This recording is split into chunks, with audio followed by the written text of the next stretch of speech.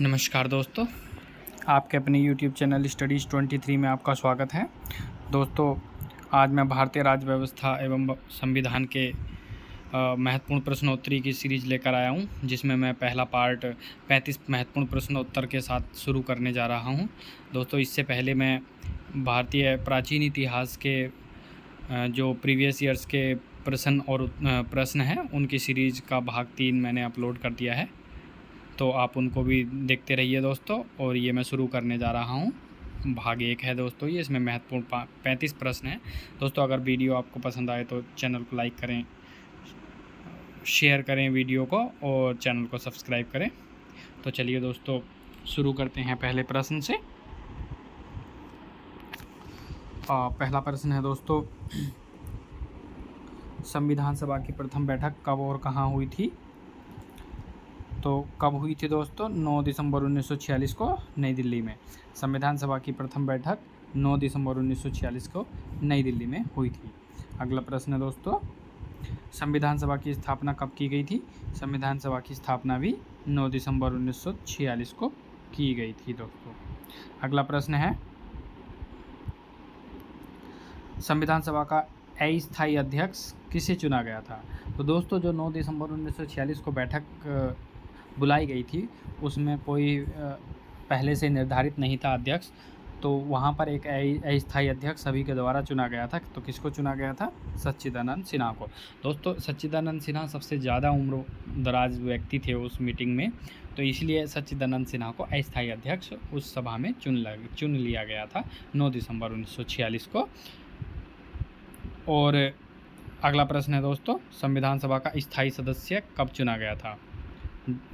स्थायी अध्यक्ष बोल देंगे दोस्तों इसे। डॉक्टर राजेंद्र प्रसाद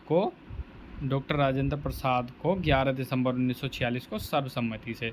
दोस्तों, डॉक्टर राजेंद्र प्रसाद को 11 दिसंबर 1946 को ये संविधान सभा की दूसरी बैठक थी, इसमें स्थायी अध्यक्ष इनको चुना गया था। किनको? डॉक्टर राजेंद्र प्रसाद को। अगला प्रश्न है, उद्देश्य प्रस्ताव में कुल कितने अनुच्छेद थे? उद्देश्य प्रस्ताव में कितने अनुच्छेद थे? 8 अनुच्छेद थे दोस्तों।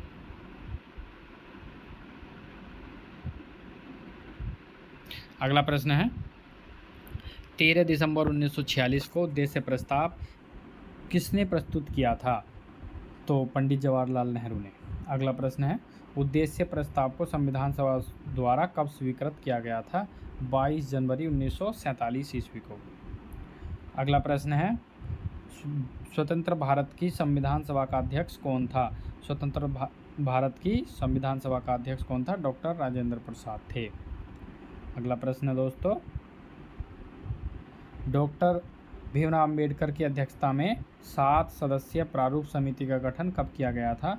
ड्राफ्टिंग कमेटी थी, संविधान को बनाने के लिए प्रारूप समिति का इनको अध्यक्ष बनाया गया था, और इसमें ये 7 सदस्यीय टीम थी, जो कि 29 अगस्त 1947 को गठित की गई थी। अगला प्रश्न है, संविधान के प्रारूप समिति के सदस्य जेपी खेतान की मृत्यु के बाद किसे उसका सदस्य बनाया गया था? टी कृष्णाचारी को। अगला प्रश्न है दोस्तों, अंतरिम सरकार का गठन किस योजना के तहत किया गया था? कैबिनेट मिशन योजना के तहत। कैबिनेट मिशन योजना 1946 में आई थी। अगला प्रश्न है, अंतरिम सरकार का गठन कब किया गया था? 2 सितंबर 1946 को। अंतरिम सरकार का गठन कब किया गया था? 2 सितंबर 1946 को। दोस्तों, अगर मेरी वीडियो आपको पसंद आती है तो please subscribe my channel studies 23। अगला प्रश्न है दोस्तों, मुस्लिम लीग कब सरकार में शामिल हुई थी? 26 अक्टूबर 1946 को।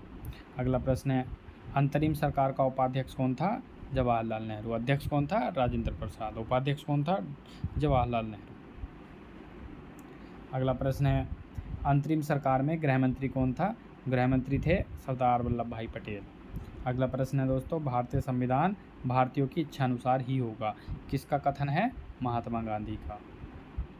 अगला प्रश्न है, सर्वप्रथम औपचारिक रूप से संविधान सभा के विचार का प्रतिपादन किसने किया था? एम.एन. रॉय ने। किसने किया था? एम.एन. रॉय ने। अगला प्रश्न है, भारत में संविधान सभा का गठन किसकी संस्तुति के आधार पर किया गया था? किसकी संस्तुति के आधार पर? कैबिनेट मिशन 1946 की संस्तुति के आधार पर संविधान सभा का गठन किया गया था। अगला प्रश्न है दोस्तों, संविधान सभा के लिए चुनाव कब संपन्न हुआ था? जुलाई 1946 में। संविधान सभा के लिए चुनाव कब संपन्न हुआ था? जुलाई 1946 ईस्वी में। अगला प्रश्न है, कुल कितने स्थानों के लिए चुनाव हुआ था? 296 स्थानों के लिए। 296 स्थानों के लिए यह चुनाव हुआ था। अगला प्रश्न है, संविधान सभा के चुनाव में कांग्रेस को कितनी सीटों पर जीत मिली थी? 208 सीटों पर। 296 में से 208 सीटों पर कांग्रेस को जीत मिली थी। और मुस्लिम लीग को कितनी सीटें प्राप्त हुई थी? 73। बाकी निर्दलीय को प्राप्त हुई थी। अगला प्रश्न है, किस योजना द्वारा भारत और पाकिस्तान के विभाजन का प्रावधान किया गया था? माउंटबेटन योजना द्वारा। माउंटबेटन योजना द्वारा। अगला प्रश्न है, जून 1948 तक अंग्रेजों द्वारा भारत छोड़ने की घोषणा किस ब्रिटिश प्रधानमंत्री ने की थी? क्लीमेंट एटली ने। क्लीमेंट एटली ने की थी। क्लीमेंट एटली लेबर पार्टी के थे। इन्होंने विंस्टन चर्चिल को हराया था चुनाव में। अगला प्रश्न है, भारत एवं पाकिस्तान का विभाजन किस अधिनियम द्वारा हुआ था? भारतीय स्वतंत्रता अधिनियम 1947 के तहत हुआ था। अगला प्रश्न है, भारतीय स्वतंत्रता अधिनियम ब्रिटिश संसद द्वारा कब पारित किया गया था? 18 जुलाई 1947 को। 18 जुलाई 1947 को भारत स्वतंत्रता अधिनियम ब्रिटिश संसद द्वारा पारित किया गया था। अगला प्रश्न है दोस्तों, भारतीय स्वतंत्रता के समय ब्रिटेन में किस पार्टी की सरकार थी? लेबर पार्टी की। किसकी सरकार थी? लेबर पार्टी की। स्वतंत्र भारत के प्रथम गवर्नर जनरल कौन थे? स्वतंत्र भारत के प्रथम गवर्नर जनरल कौन थे? Lord Mountbatten. लॉर्ड माउंटबेटन स्वतंत्र भारत के प्रथम गवर्नर जनरल थे। और स्वतंत्र भारत के प्रथम भारतीय गवर्नर जनरल थे सी राजगोपालाचारी। अगला प्रश्न है दोस्तों, भारतीय स्वतंत्रता के पश्चात व संविधान निर्माण के पूर्व भारत का शासन किस अधिनियम के अनुसार चलाया गया था? 1935 के अनुसार। सही उत्तर है 1935 के अधिनियम के अनुसार। अगला प्रश्न है दोस्तों, संविधान सभा के विभाजन। संविधान सभा के विभाजन के बाद भारतीय संविधान सभा में कुल कितने सदस्य थे? 324। अगला प्रश्न है, भारत और पाकिस्तान के बीच पंजाब और बंगाल में सीमाओं के निर्धारण के लिए पंजाब सीमा आयोग और बंगाल सीमा आयोग के नाम से 2 सीमा आयोग का गठन कब किया गया था? 30 जून 1947 को। सही उत्तर है 30 जून 1947 को। अगला प्रश्न है, भारत पाकिस्तान के मध्य सीमा निर्धारण के लिए गठित सीमा आयोग का अध्यक्ष कौन था? Sir Radcliffe. भारत और पाकिस्तान के बीच जो रेखा है वो रेडक्लिफ रेखा कहलाती है, क्योंकि उसकी अध्यक्षता सर रेडक्लिफ ने की थी।